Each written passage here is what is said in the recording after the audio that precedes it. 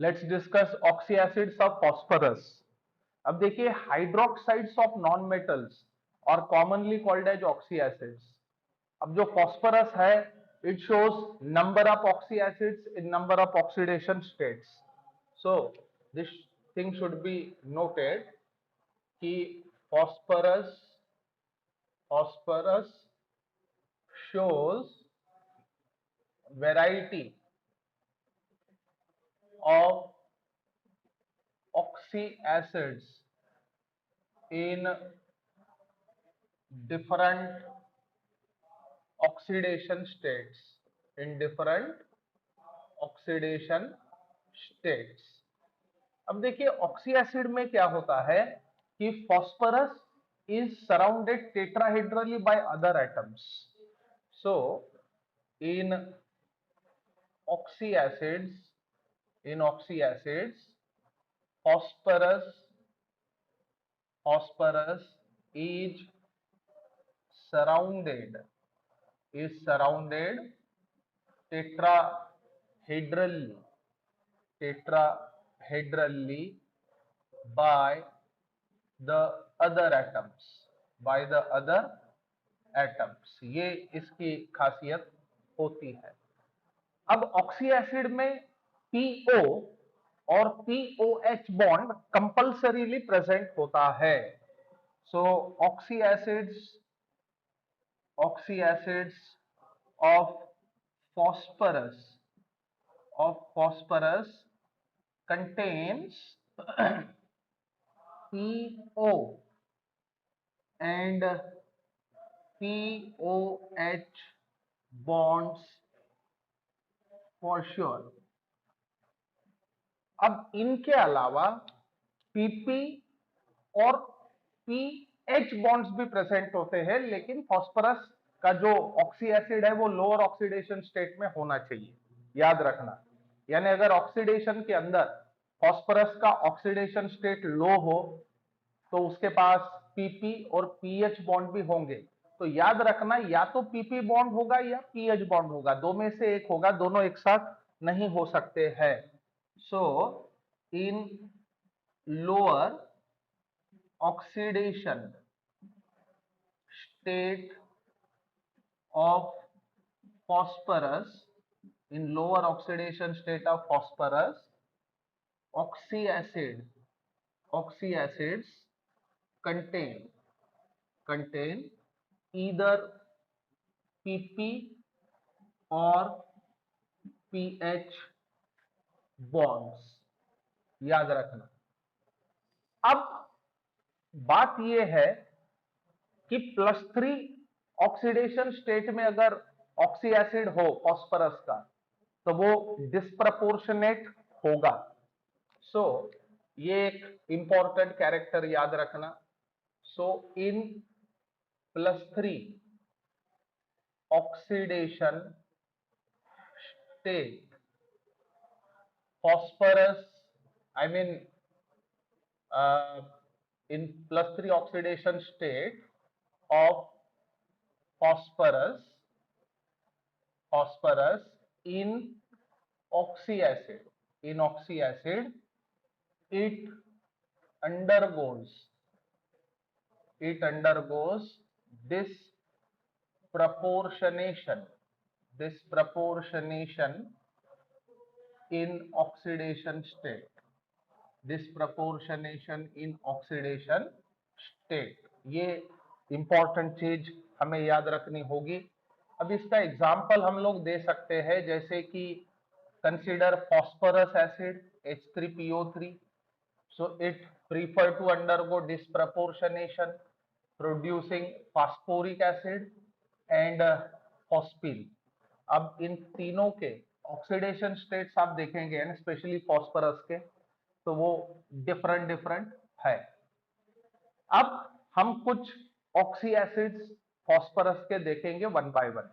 So some of the oxy acids some of the oxy acids of phosphorus are as follows। अब इसमें सबसे पहला oxy acid जिसको हम डिस्कस करेंगे that happens to be hypophosphorous hypophosphorous acid, जिसको हम फॉस्फीनिक एसिड भी कह सकते हैं, which is also known as phosphinic acid, जिसको हम क्या लिख सकते हैं H3PO2, that can be given as H3PO2।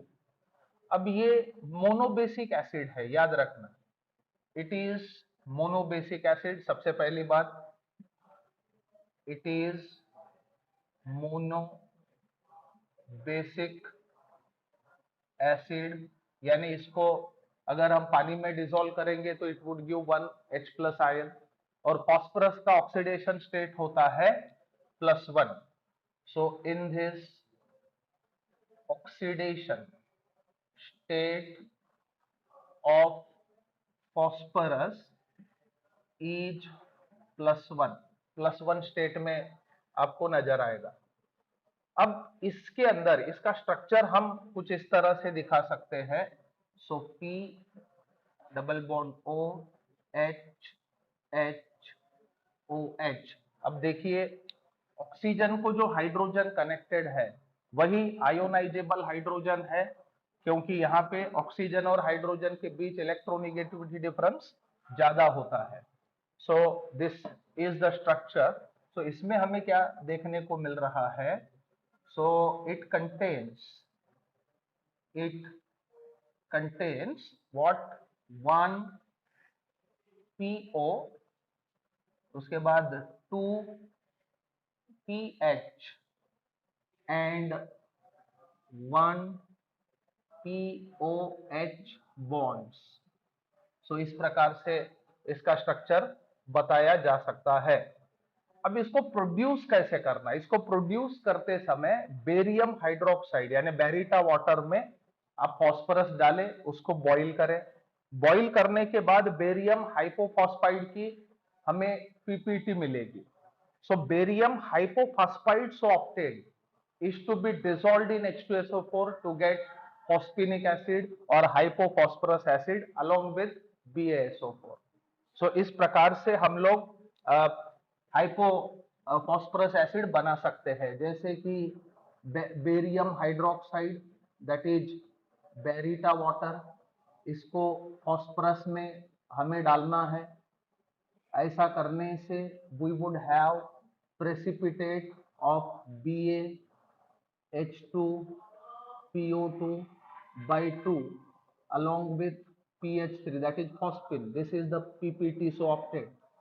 अब जो बेरियम हाइपोफॉस्फाइड हमारे पास आया है that is BaH2PO2/2 is to be dissolved in H2SO4। अब H2SO4 में डिसॉल्व करने के बाद हमें BaSO4 की पीपीटी मिलेगी along with what?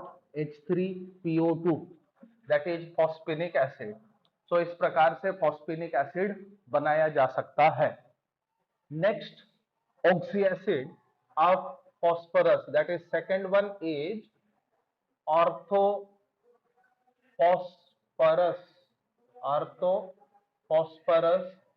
एसिड, जिसको हम फॉस्फोनिक एसिड भी कह सकते हैं, which is also called as phosphonic acid, जिसको हम H3PO3 जिसका मॉलिक्यूलर फार्मूला हम दे सकते हैं।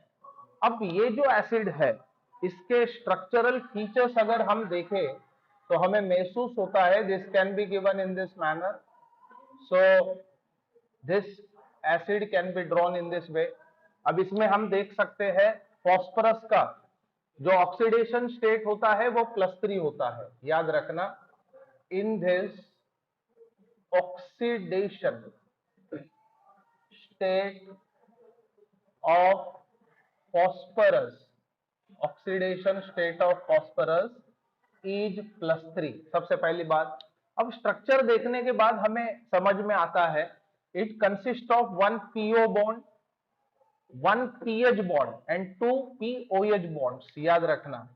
So it consists it consists of 1 PO comma, उसके बाद 1 PH एंड 2 POH बॉन्ड्स। अब जो POH बॉन्ड होता है यानी ऐसा हाइड्रोजन जो ऑक्सीजन के साथ कनेक्टेड है, वही आयोनाइजेबल हाइड्रोजन होता है। यानी इसका सीधा मतलब ये हुआ कि इसकी बेसिसिटी क्या होगी 2, इट इज डाइबेसिक, याद रखना। So it is dibasic acid. Dibasic acid का मतलब होता है अगर हम वाटर में डिसॉल्व करें तो हमें 2 H+ आयंस मिलने चाहिए। अब इसको हम बनाएंगे कैसे? P2O3 is to be dissolved in water to get what? Orthophosphorus acid. So when P2O3 is dissolved in water, then what happens? Orthophosphorus acid is formed, वो मिलेगा। जैसे इसको कैसे दिखा सकते हैं? P2O3 when dissolved in water it tend to give what? H3PO3। so इस प्रकार से हम फॉर्मेशन ऑफ what? H3PO3 बता सकते हैं। अब इसके बाद नेक्स्ट ऑक्सी एसिड जो फॉस्फोरस का होता है, that is pyrophosphorous acid. So third one is pyrophosphorous acid. Pyrophosphorous acid जो है, इसका मॉलिक्यूलर फार्मूला हम बता सकते हैं H4P2O5। So this is the molecular formula of it. अब स्ट्रक्चरली इसको हम ड्रॉ कर सकते हैं कुछ इस तरह से। This can be drawn in this manner. So this is the structure of pyrophosphorous acid. अब इसमें देखने के बाद सबसे पहला पॉइंट हमें ये पता चलता है कि फॉस्फोरस का ऑक्सीडेशन स्टेट इसमें क्या होता है? +3। So in this oxidation state of phosphorus, oxidation state of phosphorus is +3 state में होगा। अब इसमें बॉन्डिंग के लिहाज से अगर देखा जाए तो याद रखना पीएच बॉन्ड्स कितने हैं? 2। पीओ बॉन्ड्स 2 और पीओएच बॉन्ड्स कितने हैं? 2 और पीओपी बॉन्ड 1 है। सो याद रखिए इट कंसिस्ट्स ऑफ 2 PO उसके बाद 2 PH 2 POH and 1 POP bonds, ये उसका आलम होता है।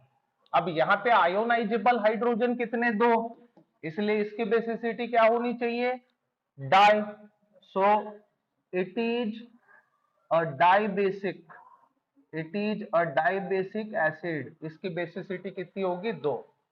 अब इसको हम तैयार कैसे करेंगे? It is obtained by reacting PCl3 with H3PO3, याद रखना। So it is obtained by reacting PCl3 with H3PO3। सो PCl3 को H3PO3 के साथ अगर आप ट्रीट करेंगे तो आपको पायरोफॉस्फोरस एसिड मिलेगा। अब इसके बाद अगला ऑक्सी एसिड फॉस्फोरस का वो है hypophosphoric acid. So next one is hypophosphoric acid. Hypophosphoric acid का फार्मूला हो सकता है H4P2O5। So sorry O6। So this is hypophosphoric acid. अब हाइपोफॉस्फोरिक एसिड का स्ट्रक्चरल फीचर अगर आप देखें तो हम कुछ इस तरह से ड्रॉ कर सकते हैं, OH P, यहाँ OH P double bond O, OH OH। अब इसमें याद रखना फास्फोरस का ऑक्सीडेशन स्टेट होता है +4। तो सबसे इंपॉर्टेंट चीज ये है कि oxidation state of phosphorus is +4 इस स्पेसिफिक ऑक्सी एसिड में। अब रही बात बॉन्ड्स की, इसमें 2 PO बॉन्ड्स है और 4 POH बॉन्ड्स है, याद रखना। So it has 2 PO and 4 POH bonds। अब POH bonds की संख्या 4 होने के वजह से definitely these hydrogen atoms are ionisable, इसलिए ये एसिड टेट्राबेसिक होना चाहिए। So it is tetrabasic acid, it is tetra basic acid. अब इसको प्रोड्यूस कैसे किया जाता है? रेड फास्फोरस को अल्कली में अगर आप डिसॉल्व करो तो आपको हाइपोफॉस्फोरिक एसिड मिलेगा। सो it is obtained by reacting, it is obtained by reacting red phosphorus with alkali. Red phosphorus को अगर अल्कली के साथ आप ट्रीट करोगे तो you will have this acid. अब इसकी एक खासियत है, इसका आप डिकम्पोजिशन करा सकते हो। इसको अगर आप हीट करोगे तो it would undergo decomposition producing H3PO3 and HPO3 metaphosphoric acid और आर्थोफॉस्फोरस एसिड हमें मिलेगा अपॉन डिकम्पोजिशन, याद रखना। सो H4P2O6 को अगर आप हीट करोगे तो it would undergo thermal decomposition producing H3PO3 and HPO3, this is metaphosphoric acid. सो ये था हाइपोफॉस्फोरिक एसिड। अब अगला ऑक्सी एसिड है orthophosphoric acid. So next oxy acid is orthophosphoric acid, जिसको हम लिखेंगे H3PO4। ये इसका मॉलिक्यूलर रिप्रेजेंटेशन है, फार्मूला। सो इसका स्ट्रक्चर अगर हम देखें, so structurally this can be given in this manner. So इसमें आप देख सकते हैं it consist of 3 POH bonds. उससे भी पहले आपको ये समझ लेना है कि फास्फोरस का ऑक्सीडेशन स्टेट इस ऑक्सी एसिड में +5 होता है। सो oxidation state of phosphorus is +5, सबसे पहली बात। दूसरी, स्ट्रक्चरली हम देख सकते हैं it consist of 1 PO and 3 POH bonds. So it consists of 1 PO and 3 POH bonds। अब इसमें 3 POH bonds होने के वजह से जब ये पानी में हम डिसॉल्व करेंगे तो it would ionise producing 3 moles of H plus per mole of acid, that's why it is tribasic acid, याद रखना। So it is a tribasic acid. अब इसको बनाने का तरीका ये है, फास्फोरस ऑक्साइड को अगर आप वाटर में डिसॉल्व करो तो आपको आर्थोफॉस्फोरिक एसिड मिलेगा। सो it is obtained, it is obtained by dissolving, it is obtained by dissolving what? Phosphorus oxide, that is P4O10 in water। इसको वाटर में आप अगर डिसॉल्व करोगे तो this can be given in this manner, P4O10 when dissolved in water that lead to the formation of H3PO4। सो ये आर्थोफॉस्फोरिक acid है, ये strong dehydrating agent का भी काम करता है। अब इसके बाद next oxy acid happens to be pyrophosphoric acid. So next one is pyrophosphoric acid. अब पायरोफॉस्फोरिक एसिड जो है इसका मॉलिक्यूलर फार्मूला होगा H4P2O7. So this is the molecular formula. अब इसका स्ट्रक्चर अगर हम देखें तो structurally this can be given in this manner. So इसको कुछ इस तरह से हम लोग शो कर सकते हैं। This is the structure of pyrophosphoric acid. अब इसमें फॉस्फोरस का ऑक्सीडेशन स्टेट होता है +5। So in this oxidation state of phosphorus is what? +5. Phosphorus is in +5 state. अब दूसरी बात इसमें हम देख सकते हैं it consist of 2 PO bonds, 4 POH bonds 1 2 3 4 and 1 POP bond. So bonding के हिसाब से देख सकते हैं कि it consists of 2 PO, then 4 POH and 1 POP bonds. ये इसका गणित है। अब 4 OH ग्रुप्स इसमें होने के कारण जब इसको हम पानी में डिसॉल्व करेंगे it would we do expect 4 H+ ions हम एक्सपेक्ट करेंगे। सो ये भी टेट्रा बेसिक होना चाहिए। अब इसको बनाने का तरीका, आप अगर फास्फोरिक एसिड को यानी जिसे हम आर्थोफॉस्फोरिक एसिड कहते हैं, इसको अगर आप हीट करोगे तो आपको पायरोफॉस्फोरिक एसिड मिलेगा। सो it is obtained by heating. It is obtained by heating H3PO4. अब इसको देखो किस प्रकार से हम दिखा सकते हैं। H3PO4 upon heating gives H4P2O7 along with water. उसी प्रकार से जब हम इसको वाटर में डिसॉल्व करते हैं तो on dissolution in water we would have H3PO4. So इसमें हम बोल सकते हैं when dissolved in water it gives what? H3PO4. ये हमें H3PO4 देगा, यानी उल्टी रिएक्शन होगी। जैसे इसको हम ऐसे शो कर सकते हैं H4P2O7 when dissolved in water it gives H3PO4.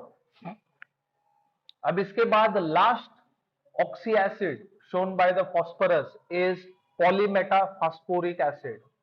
So last one is polymetaphosporic acid. ये पॉलीमेरिक है, उसको हम ऐसे दिखा सकते हैं HPO3/N. सो पॉलीमेटाफॉस्फोरिक एसिड जो है ये पॉलीमेरिक है। सो इसका स्ट्रक्चर कुछ हम इस तरह से दिखा सकेंगे। This can be shown in this manner. So इसको हम इस तरह से शो कर सकते हैं पॉलीमेटाफॉस्फोरिक एसिड। इसमें भी ऑक्सीडेशन स्टेट फॉस्फोरस का +5 होता है। सो oxidation state of phosphorus is +5 in this oxy acid. अब इसको बनाया कैसे जाता है? H3PO3 और ब्रोमीन इस मिक्सचर को सील्ड ट्यूब में हीट करिए, आपको पॉलीमेटाफॉस्फोरिक एसिड मिल जाएगा। So what we need to do, so mixture of H3PO3 and bromine is heated in a sealed tube to get HPO3 by N, यानी हमें पॉलीमेटाफॉस्फोरिक एसिड मिल जाएगा। अब और एक चीज याद रखना, ऐसा कोई भी एसिड जिसके पास पीएच बॉन्ड्स हो वो बेहतरीन रिड्यूसिंग एजेंट का काम कर सकता है। अब ये जो पॉलीमेटाफॉस्फोरिक एसिड है, it can act as reducing agent, ये सिल्वर नाइट्रेट को रिड्यूस करने की ताकत रखता है। So it was all about the oxy acids shown by the phosphorus, यानी कि फॉस्फोरस के जितने भी ऑक्सी एसिड्स थे उसको हमने इस लेक्चर में एक्सप्लेन किया।